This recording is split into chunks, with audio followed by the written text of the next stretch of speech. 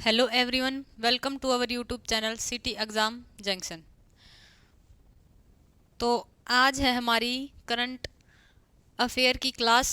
तो चलिए शुरू करते हैं अपनी क्लास को। और ये है आपकी अप्रैल 2024 की करंट अफेयर।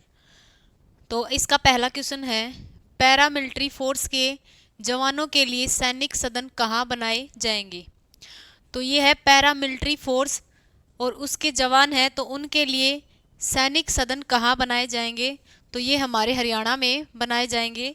जो सैनिक सदन है वो सैनिक बोर्ड की तर्ज पर। और ये किसकी तर्ज पर बनाए जाएंगे, तो सैनिक बोर्ड की तर्ज पर इनको बनाया जाएगा।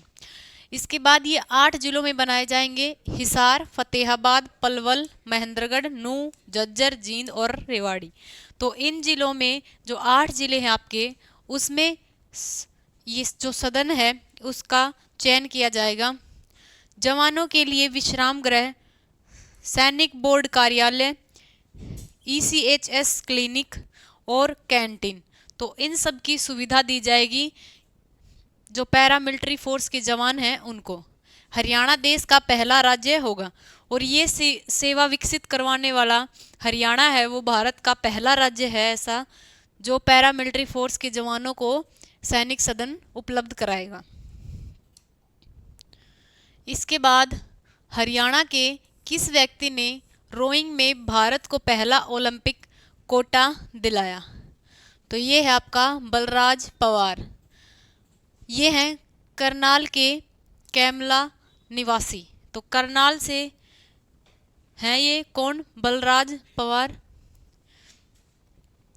इसके बाद एशियन ओलंपिक क्वालिफायर के पुरुष स्कूल इवेंट्स में ये कौन से स्थान पर रहे हैं। तो ये तीसरे स्थान पर रहे हैं बलराज पवार। 2000 मीटर की रेस को पूरा करने में इन्होंने कितना समय लिया है। तो ये है उनके द्वारा लिया गया समय। इसके बाद अगला है, हरियाणा की किस खिलाड़ी ने 22 वर्ष की उम्र में ओलंपिक में कोटा हासिल किया है। तो 22 वर्ष की उम्र में जो अंशु मलिक है, इन्होंने 2024 में जो ओलंपिक है उनमें कोटा हासिल किया है। और ये कहाँ की हैं, तो ये जींद की रहने वाली हैं। और किर्गिस्तान की कलमीरा बिम्ब्रेकोवा को हराया है। तो किसको हराया है इन्होंने, किर्गिस्तान की जो कलमीरा बिलिम्ब्रिकोवा है उनको इन्होंने क्या किया है, हराया है। किसने, अंशु मलिक ने। इसके बाद आपकी विनेश फोगाट हैं, वो तीसरी बार ओलंपिक कोटा हासिल करने वाली पहली महिला पहलवान बन चुकी हैं। तो विनेश फोगाट ऐसी महिला है जिन्होंने तीसरी बार ओलंपिक में कोटा हासिल किया है लगातार। 20 अप्रैल 2024 बिश्केक में आयोजन। तो इसका आयोजन कहाँ हुआ था ओलंपिक का, बिश्केक में। और कब, 20 अप्रैल 2024 को। एशियन ओलंपिक क्वालिफाई में 50 केजी वेट कैटेगरी में इन्होंने जीत हासिल की है। इससे पहले इन्होंने टोक्यो 2020 में और रियो 2016 में और वर्तमान 2024 में ओलंपिक में। ये कहाँ की रहने वाली हैं, तो ये पहले दादरी इनका मूल निवास माना जाता था और अब ये कहाँ से हैं, सोनीपत से हैं। इसके बाद अगला है, बेस्ट फिल्म प्रोडक्शन के लिए मास्टर दीनानाथ पुरस्कार से किसे सम्मानित किया गया है। बेस्ट फिल्म प्रोडक्शन के लिए मास्टर दीनानाथ पुरस्कार से, तो ये हैं रणदीप हुड्डा। रणदीप हुड्डा को मास्टर दीनानाथ पुरस्कार से सम्मानित किया गया है 2024 में। पुरस्कार की शुरुआत कब हुई थी, तो 2022 में जो मास्टर दीनानाथ पुरस्कार है उसकी शुरुआत हुई थी। ट्रस्ट और मंगलेशर परिवार की तरफ से भारत रत्न स्वर कोकिला लता मंगेशकर की स्मृति में। तो ये पुरस्कार किसकी स्मृति में दिया जाता है, जो स्वर कोकिला हैं लता मंगेशकर, उनकी स्मृति में इसको दिया जाता है। और ये उन व्यक्तियों को दिया जाता है जो पथ प्रदर्शन एवं अनुकरणीय योगदान देते हैं, उनको ये पुरस्कार दिया जाता है, पुरस्कार दीनानाथ। इसके बाद है, महावीर गुड्डू पद्मश्री पुरस्कार से कब सम्मानित किए गए। तो इनको सम्मानित किया गया 2024 में। और किसके द्वारा? तो द्रौपदी मुर्मू जो हमारी राष्ट्रपति हैं उनके द्वारा इनको सम्मानित किया गया है महावीर गुड्डू को पद्मश्री अवार्ड से।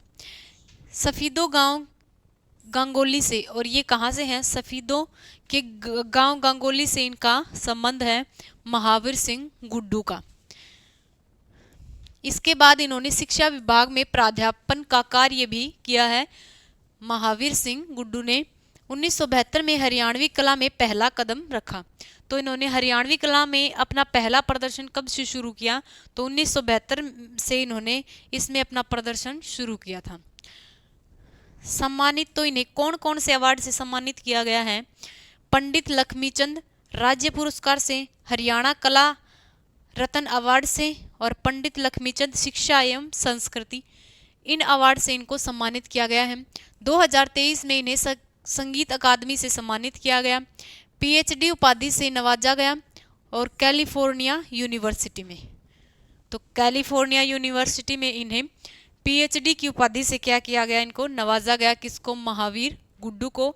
और इन्हें फिलहाल 2024 में क्या मिला है? पद्म श्री मिला है द्रौपदी मुर्मू के द्वारा।